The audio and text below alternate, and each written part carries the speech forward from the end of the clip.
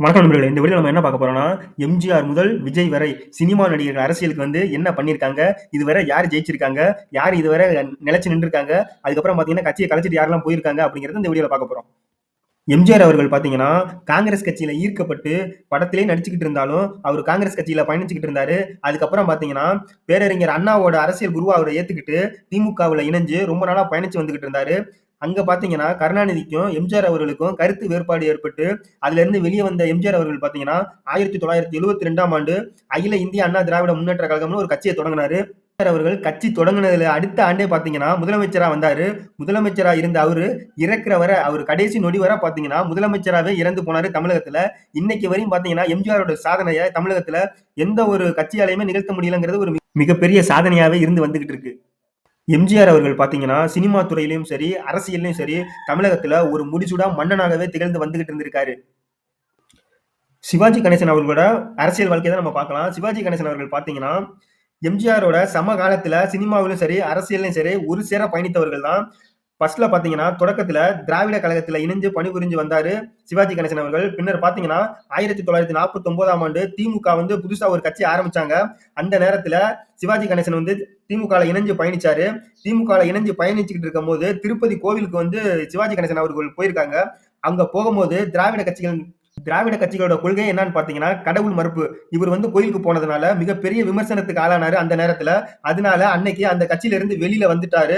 வந்ததுக்கு அப்புறம் பார்த்தீங்கன்னா, தமிழ் தேசிய கட்சியில இணைஞ்சிருக்காரு. தமிழ் தேசிய கட்சியில இணைஞ்சதுக்கு அப்புறம் அந்த கட்சி என்ன பண்ணிருக்காங்கன்னு பார்த்தீங்கன்னா, காங்கிரஸோட இணைஞ்சிட்டாங்க. அதுக்கப்புறம் பார்த்தீங்கன்னா, சிவாஜி அவர்கள் ஒரு தீவிர காங்கிரஸ் தொண்டனாவே மாறிட்டாரு. அந்த நேரத்துல தான் காங்கிரஸ் கட்சி சார்பா ராஜ்யசபை எம்பி-ஆகவும் சிவாஜி அவர்கள் இருந்திருக்காரு. அதுக்கப்புறம் பார்த்தீங்கன்னா, எம்ஜிஆரோட மறைவுக்கு பிறகு ஜெயலலிதாவோட காங்கிரஸ் கட்சி கூட்டணி வச்சிருந்தாங்க. அதனால அதிருப்தி அடைந்து அவர் கட்சி விட்டு வெளியில வந்து தமிழக முன்னேற்ற முன்னணி என்ற வந்து புதிய கட்சி 1988ஆம் ஆண்டு தொடங்கினாரு. பின்னர் பாத்தீங்கன்னா, அவர் தொடங்கினதுல இருந்து மிகப்பெரிய தோல்விகளை சந்திச்சுக்கிட்டு இருந்தாரு. இந்த மாதிரி விபி சிங் முன்னிலையில ஜனதா தளம் கட்சியில இணைஞ்சாரு. அவரோட அரசியல் வாழ்க்கை பாத்தீங்கன்னா 1993ஆம் ஆண்டே நிறைவுக்கு வந்துருச்சு. அன்றைய காலகட்டத்துல பாத்தீங்கன்னா, சிவாஜி அவர்கள் நடிப்புல கொடிகட்டி பறந்தாரு. ஆனா மக்கள் மத்தியில அரசியல்ல அவரால நிலைச்சு நிக்க முடியல. அந்த காரணத்தினாலேயே அவர் அரசியலை விட்டு விலகிட்டாரு. அதுக்கடுத்து நம்ம யார பார்க்க போறோம்னு பார்த்தீங்கன்னா, பாக்கியராஜ் அவர்கள். பாக்கியராஜ் அவர்கள் பார்த்தீங்கன்னா, எம்ஜிஆரோட தீவிர ரசிகனா அன்றைய காலகட்டத்தில இருந்திருக்காரு. 1989ஆம் ஆண்டு பார்த்தீங்கன்னா, எம்ஜிஆர் மக்கள் முன்னேற்ற கழகம்ங்கிற பேர்ல ஒரு கட்சி ஆரம்பிச்சு, அரசியல்ல நின்னாலும் மக்கள்கிட்ட சுத்தமா ஈடுபடல. அந்த காரணத்தினால அவர் அதோட கட்சிய மூடிட்டு, அதுக்கப்புறம் பார்த்தீங்கன்னா, மறுபடியும் அவர் சினிமா துறைக்கு நடிக்க போயிட்டாரு. டி. ராஜேந்தர் அவர்கள் பார்த்தீங்கன்னா, 1991ஆம் ஆண்டு தாயக மறுமலர்ச்சி கழகம் என்ற பெயர்ல ஒரு கட்சிய தொடங்குனாரு. திமுகவோடையும் தலைவர் கலைஞரோடையும் மிக நெருக்கமாக பயணிச்சு வந்துகிட்டு இருந்தாரு. அதனால கட்சிய கலைச்சிட்டு திமுகலயே இணைஞ்சு பயணிச்சு வந்துகிட்டு இருந்தாரு டி. ராஜேந்தர் அவர்கள். பின்ன பார்த்தீங்கன்னா, கொஞ்ச நாள் கழிச்சு மறுபடியும் லட்சிய திராவிட முன்னேற்ற கழகம்னு ஒரு கட்சி ஆரம்பிச்சு தொடங்குனாரு. பெயரளவுல தான் கட்சி இருக்க ஒழிஞ்சு, இன்னைக்கு வரையும் மக்கள்ட்ட எந்த ஒரு செல்வாக்கையும் பெறாம ஒரு லற்றுப்பேடு கட்சியாவே இன்று வரையும் தொடர்ந்து கொண்டிருக்கிறார் டி. ராஜேந்தர் அவர்கள்.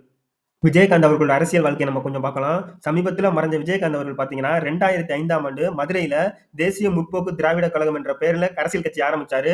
அந்த கட்சி தொடங்குன வேகம் பார்த்தீங்கன்னா, மிகப்பெரிய அளவுல மக்களிடையே முன்னேறி வந்துகிட்டு இருந்தாரு விஜயகாந்த் அவர்கள். தான் சந்திச்ச முதல் தேர்தலிலே வெற்றி பெற்று எம்.எல்.ஏ ஆனாரு. அத தொடர்ந்து பார்த்தீங்கன்னா, அடுத்த தேர்தலிலே திமுகவோட கூட்டணி வச்சு அதிக தொகுதிகளில வெற்றி பெற்று எதிர்க்கட்சி தலைவரானாரு. பின்னர் பார்த்தீங்கன்னா, உடல்நலக் குறைவால தீவிர அரசியல்ல அவரால ஈடுபட முடியாம 2023 டிசம்பர் மாசம் மறைஞ்சிட்டார்.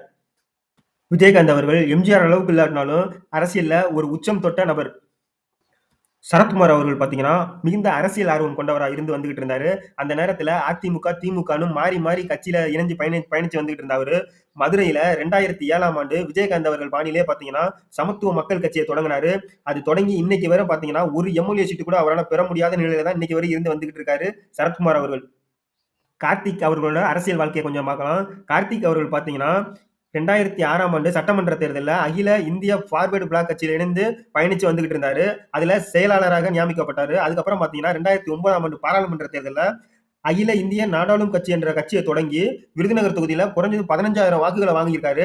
அதுக்கப்புறம் பார்த்தீங்கன்னா, அந்த கட்சிய கலைச்சுட்டு, அதுக்கப்புறம் கொஞ்ச நாளைக்கு நான் கட்சியிலே இல்லன்னு சொல்லிட்டு சிறிது காலம் ஓய்வு எடுத்துட்டு, அதுக்கப்புறம் என்ன பண்ணாருன்னு பார்த்தீங்கன்னா, மனித உரிமை காக்கும் கட்சி என்ற ஒரு கட்சிய தொடங்கி, இன்று வரை பார்த்தீங்கன்னா, ஒரு லெட்டர் பேட் கட்சியாவே இருந்து வந்துகிட்டு இருக்காரு. அதுக்கடுத்து கருணாஸ் அவர்களோட அரசியல் வாழ்க்கைய நம்ம கொஞ்சம் பார்க்கலாம். நகைச்சுவை நடிகர் கருணாஸ் அவர்கள் பார்த்தீங்கன்னா, முக்குளத்தோர் சமூக ஆதரவோட பார்த்தீங்கன்னா, முக்குளத்தோர் புலிப்படை என்ற அமைப்ப வந்து 2016ஆம் ஆண்டு சட்டமன்ற தேர்தல்ல தொடங்குனாரு. தொடங்குனதோட இல்லாம அதிமுகவோட கூட்டணி வச்சு திருவாடானை தொகுதி போட்டியிட்டாரு. அதுல போட்டியிட்டு எம்.எல்.ஏவா வெற்றி பெற்றாரு.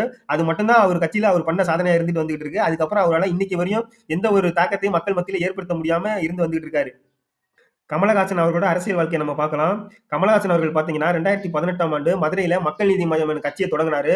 கட்சி தொடங்குனதுல அவரோட கொள்கை பார்த்தீங்கன்னா, இடமும் கிடையாது, வளமும் கிடையாதுன்னு மக்கள்ட்ட ஒரு புதுவிதமான அரசியல கொண்டு போனாரு. அரசியல கொண்டு போனாலும் பார்த்தீங்கன்னா, கட்சியில இருக்க நிர்வாகிகள் பார்த்தீங்கன்னா, ஒருத்தரா கட்சியிலிருந்து விலகி, விலகி வேற கட்சிக்கு போயிட்டாங்க. இன்னைக்கு பார்த்தீங்கன்னா, கடைசியா நடந்த தேர்தல்ல 1.6% மட்டும் தான் அவரால ஓட்டு வாங்க முடிஞ்சே தவிர, மக்கள்ட்ட ஒரு மிகப்பெரிய தாக்கத்த ஏற்படுத்தவே முடியல. இன்னைக்கு பார்த்தீங்கன்னா, திராவிட கட்சிகளோட கூட்டணிக்கு போற நிலைமைக்கு வந்துட்டாரு.